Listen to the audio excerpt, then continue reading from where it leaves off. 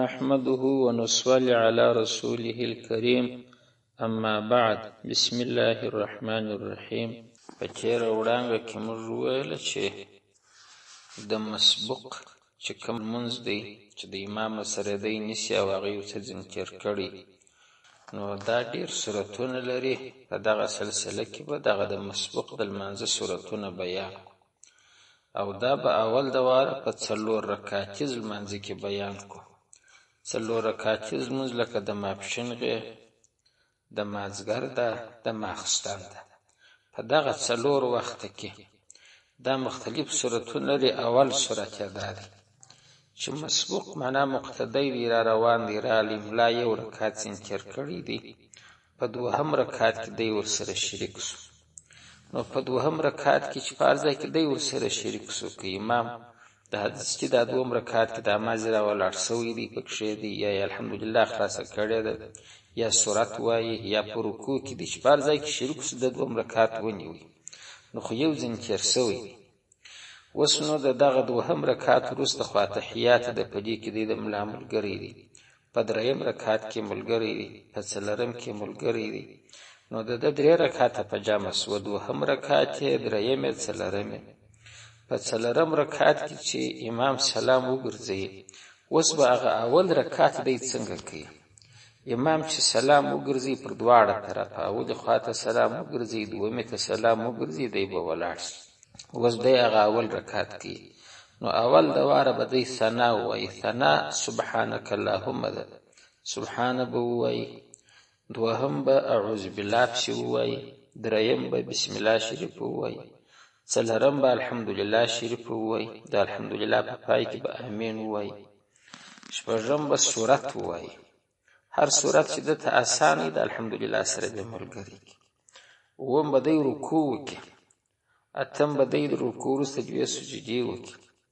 تر سجدو وروسته به دی کښیني پر تحیات باندې. التحیات به اشهد ان محمدا عبده ورسوله پوری وایي، تر هغه وروسته به درود اللهم صل و اللهم بارک وایي، تر هغه وروسته به دی دعا وکي، دعا هغه اللهم ربنا چې موږ وایو، تر هغه وروسته به سلام وګرځي، د دل منسپرسو. نو دا لومړنۍ سورت د مسبوق د پاره په 4 رکعاتي لمانځه کې د مسبوق د پاره. دوهم سورت دا دی چې دی را ورسیږي و امام ته، امام یا په تحیات کې دی، یعنی د مابین ناسته یادو په دغه کې دی ورسره شریک شو، یا امام د تحیات څخه ولاړ سوی دی په دریم رکعت کې دی، د دواړو حکم یو رقم دی. اوس چې امام په پای کې سلام وګرځي، نو خو 2 رکعات په جمع سول، دریم او څلورم هغه اول 2 ځینې تیر دي، دی به د خپل 2 رکعات چې د څه تیر سی وي هغه به څنګه راوړي.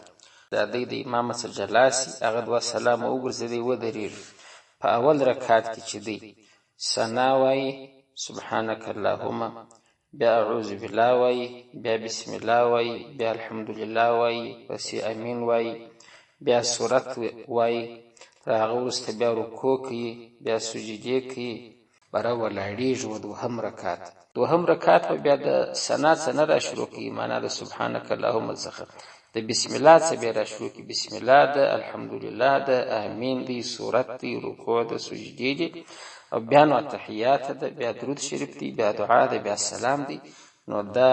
لمونځ د باره پرس هغه 2 رکعات چې ذکر سی و هغه به پر دغه رقم راوګرځي. یو بل ورور پوښتنه کړې وه، که سړی راغلی امام په سجده کې، فرض یې که د اول رکعت په سجده کې دی، په اوله سجده کې دی یا په دویمه سجده کې دی، او یا دا رقم دی چې د دوهم رکعت په سجده کې دی، حتی که سجده سهو یې هم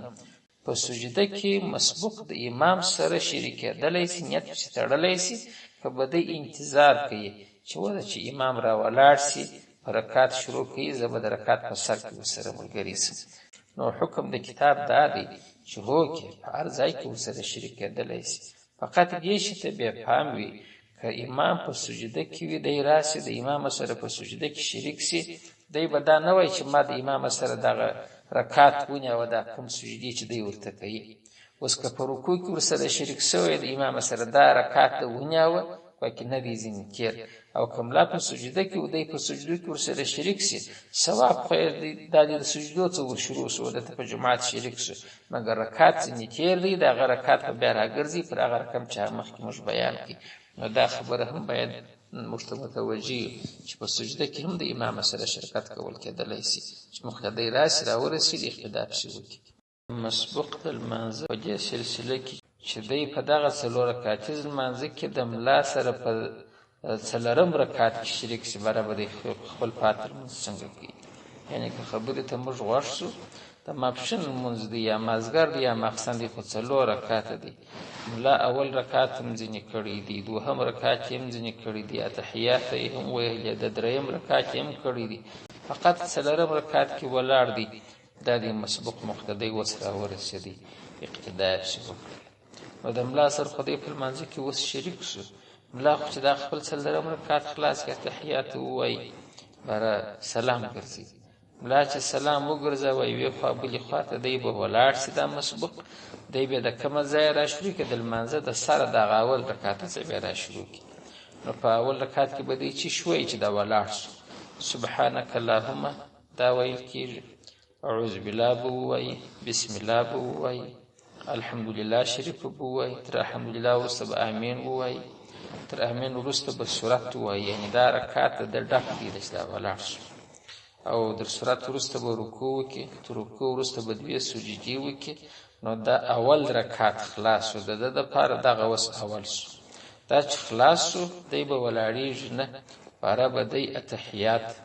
اتحیات به شروع پر دوو سجدو کې رکعت ختم کړي د اول اتحیات چې ده دا به ووایي تر اشهد ان محمدا عبده ورسوله پورې اتحیات چې خلاصه کړه بیرته به ولاړ شي و دوهم رکعت دا د دوهم رکعت سو دوهم رکعت به څنګه وکړي په دې کې سبحانه نه ویل کېږي اعوذ بالله نه ویل کېږي د بسم الله شریف څخه بیا راشروع کړي بسم الله به ووایي الحمدلله به ووایي تر الحمدلله وروسته به امین ووایي تر امین وروسته به سورت ووایي یعنې د ده هغه اول رکعت چې ده وکړي هم ډک سو دغه هم ډک سو په مابینځ کې اتحیات ورولوېدله تر سورت وروسته به رکوع وکړي تر رکوع وروسته به دوې سجدې وکړي تر دوو سجدو وروسته د ده دوم رکعت خلاص سو خو کښېني به نه ولاړ به سي و دریم رکعت دریم رکعت بیا څنګه راشروع کوي د ده دپاره دریم سولي خو د ده څه درې رکعته تېر سوي وو هغه څلرم ښه د ملا سره نیولی دي اوس دی ګویا خپل دریم رکعت کوي نو بسم الله وایي پسې الحمدلله وایي بیا امین وایي وروسته صورت نسته دغه رکعت یې تش سو نو ګوره د دغه مسبوق دغه دی چې اوس کوي دا د ده رکعتونه چې دی کوي په دغو کې دریم رکعت تش سو او هغه د ملا سره چې نیولی وو هغه رکعت یې هم تش وو خو د هغه هم اخري رکعت ده نو دا به دی یوازې په چا کفایت وکړي په الحمدلله باندې صورت نه غواړي هغه چې خلاص کړي د الحمدلله و امین دستې رکوع ده تر رکوع وروسته چې هغه یې فارغه کړه دوې سجدې تر سجدو وروسته بیا بېرته کښېني دغه نو ګویا کې د ده اخري ناسته سوه اوس اتحیات به ووایي تر اشهد ان محمدا عبده ورسوله پورې درود شریف به ووایي اللهم صل اللهم بارک تر هغه وروسته به دعا ووایي اللهم ربنا تر هغه وروسته به سلام وګرځي د ده لمونځ پوره سو دا درې صورته د مسبوق دلته بیان سوله که مسبوق د امام سره چې دوی په دوهم رکعت دریم رکعت او څلورم رکعت کې ورسره شریک سي که یو څوک وایي چې هغه صورت یې ولې نه کوي بیان که د مسبوق راغلی د امام سره په اول رکعت کې شریک سو په اول کې شریک سي وجه ته مسبوق نه وایي نو خوا دې د ملا سره لمونځ ونیوي د اول رکعت یې ونیوي مسبوق دغه دی چې د ده څخه به حتما یو رکعت کې رسوي نو ځکه موږ د دغه ځایه څخه اول صورت شروع کړي الله تعالی دې د عمل توفیق راکړي واخر دعوانا الحمد لله رب العالمين